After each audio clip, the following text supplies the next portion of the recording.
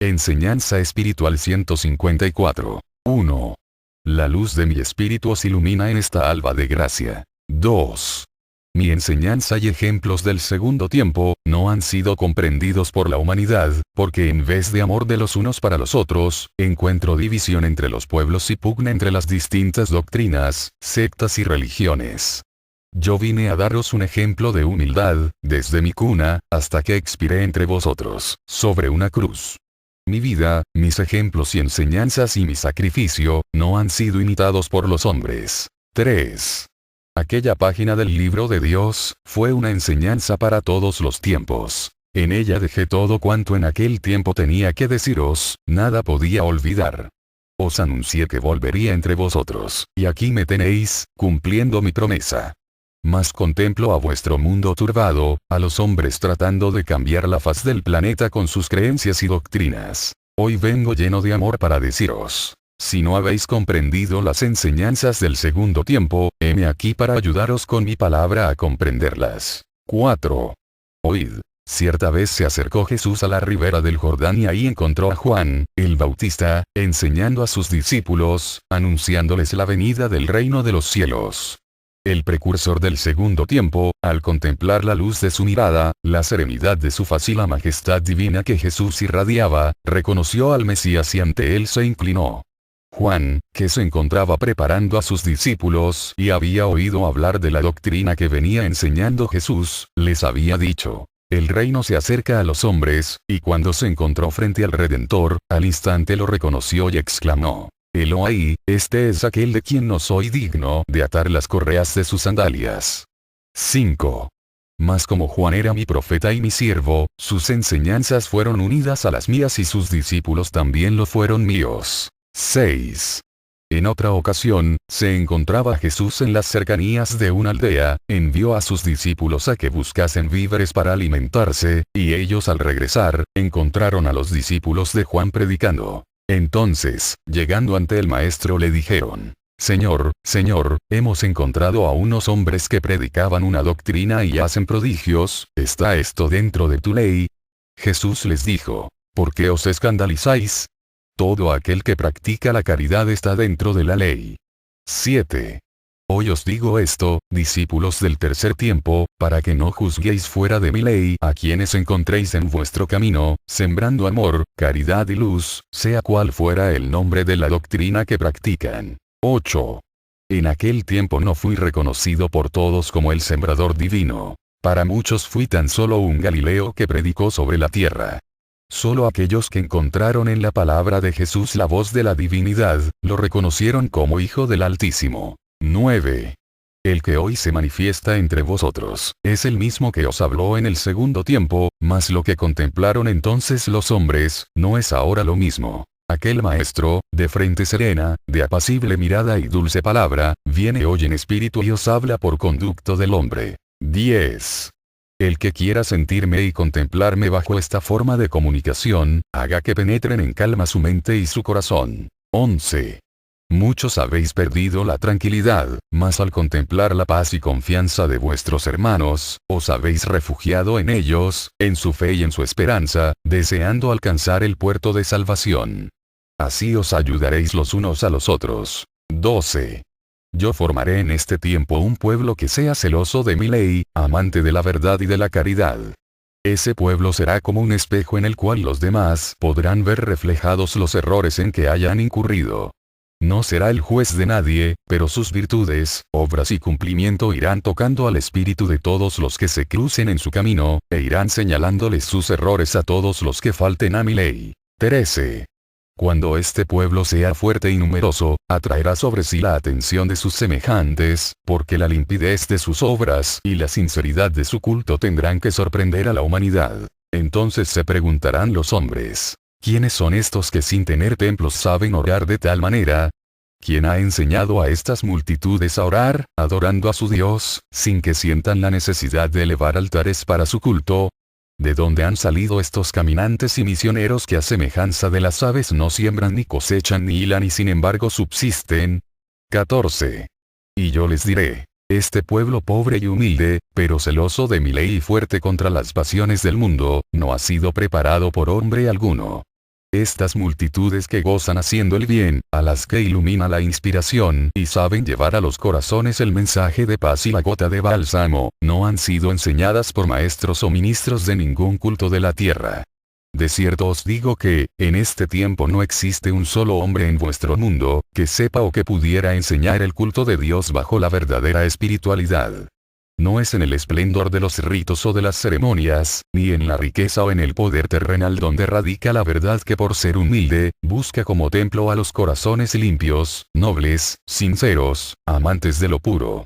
¿En dónde están esos corazones? 15. Cristiana se nombra una gran parte de esta humanidad, sin saber siquiera lo que significa la palabra Cristo ni conocer su doctrina. 16. ¿Qué hicisteis de mi palabra, de mis ejemplos, de mi doctrina que os di en aquel tiempo? 17. ¿Sois actualmente hombres más evolucionados que los de aquella era? ¿Por qué no lo demostráis con las obras de vuestro espíritu? ¿Acaso creéis que esta vida es eterna o acaso pensáis que solo debéis de evolucionar por la ciencia humana? 18.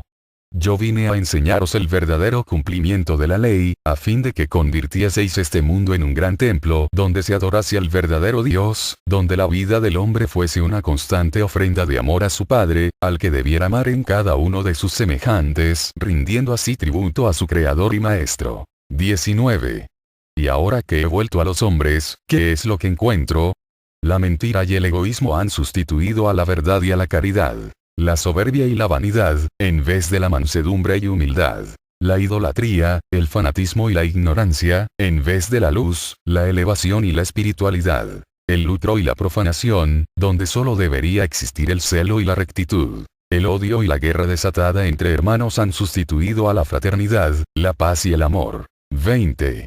Mas yo llegaré a mi templo para arrojar de allí a los mercaderes como lo hice en el segundo tiempo en el templo de Jerusalén y les diré una vez más. No hagáis de la casa de oración una casa de mercado. Enseñaré a los hombres para que cada uno sepa oficiar delante del verdadero altar, para que ya no se confundan más ni se pierdan en la ignorancia, debido a las malas interpretaciones que dan a mi ley. 21.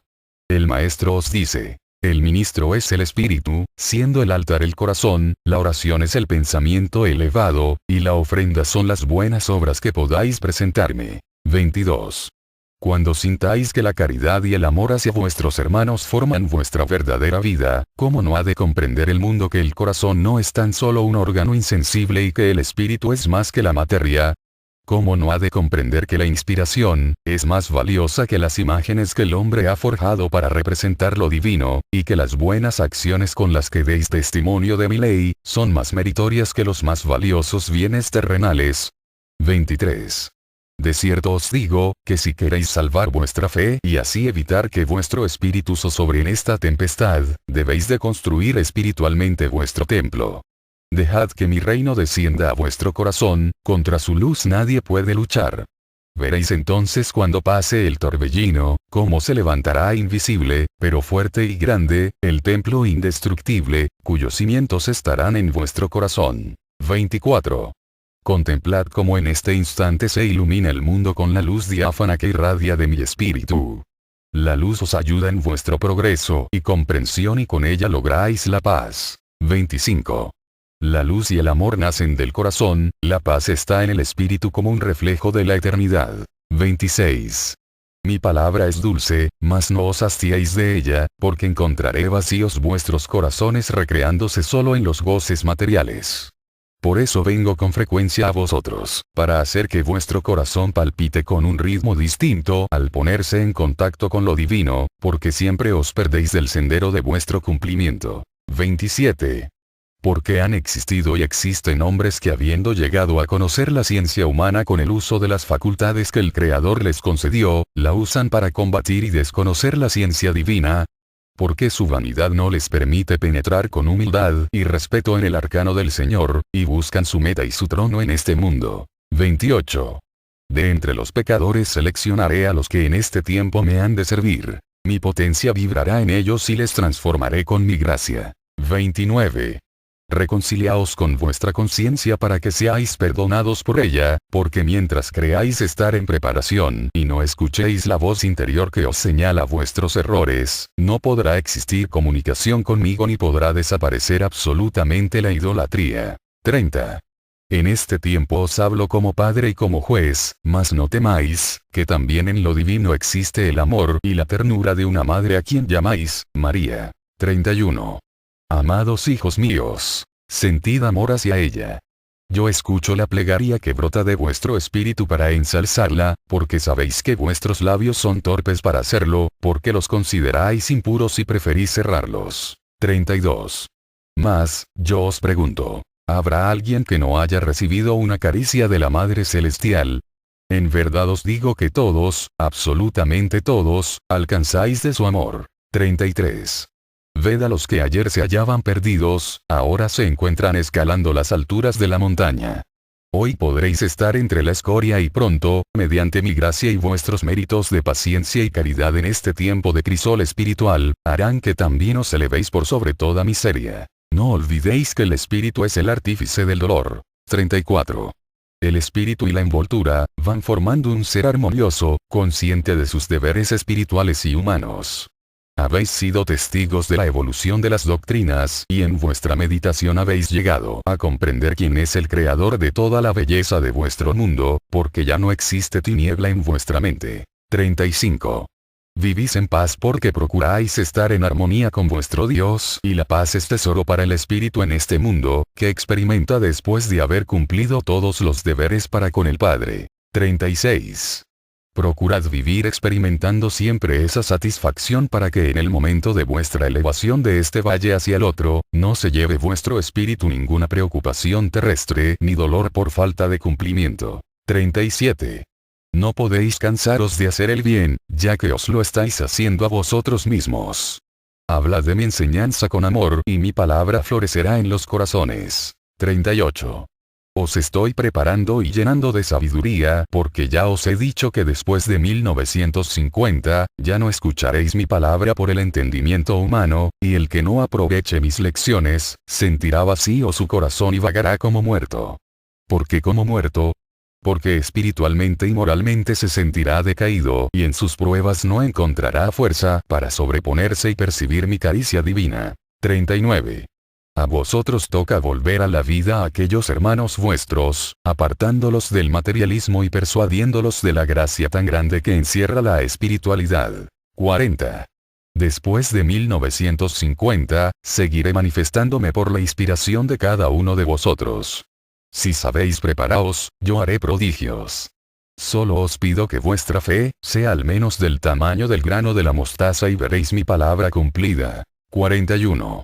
Hablad y entregad la caridad sin temor a ser censurados, es menester que tendáis vuestra mano a vuestros semejantes, sin distinción, porque no sabéis quiénes son los que interiormente sufran más.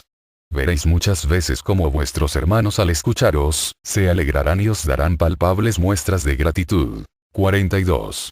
Invitadlos incansablemente al camino del bien y ya en él muchos dolores se apartarán de ellos. 43. Sobre la nueva Jerusalén descenderá el maná. 44. Yo haré que entre vosotros exista la libertad de credo y de palabra y que haya justicia, para que al penetrar entre vosotros hombres de otras nacionalidades, a su regreso lleven en su corazón un presente de amor y encendido un ideal de fraternidad y justicia. 45. Después de 1950, la humanidad espera la paz verdadera, mas os digo, es menester que la hoz exterminadora prosiga segando la mala hierba, hasta que los campos queden limpios y pueda brillar la espiga del trigo. 46. Veréis partir de este mundo, mandatarios notables que son obstáculos para la paz, y las naciones que se opusieran a la justicia divina, desaparecerán para dejar lugar a nuevos pueblos que ahí mismo surgirán. 47. Orad, para que depositéis ya vuestra simiente de paz. Unificaos como un solo corazón y un solo pensamiento y sentiréis muy cercana mi presencia. 48. Cumplid con el mandato que en 2 tiempos os he dejado. Amaos los unos a los otros. 49. Así como se repartió al pueblo de Israel la tierra prometida, así se repartirá toda la tierra a la humanidad. Esto sucederá cuando el tiempo sea propicio, después de la depuración. Como es mi voluntad que haga esa repartición, en ello habrá justicia y equidad, para que todos los hombres puedan trabajar unidos en una misma obra. 50.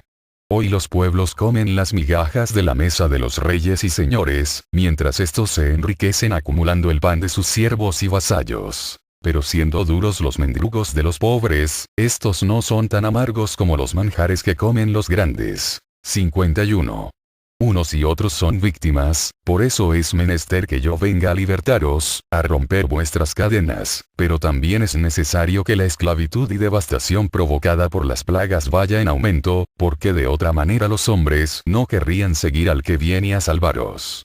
¿Recordáis el cáliz que bebía Israel cuando en Egipto gemía en la esclavitud? Fue necesario que surgiera Moisés para llevarle a la liberación.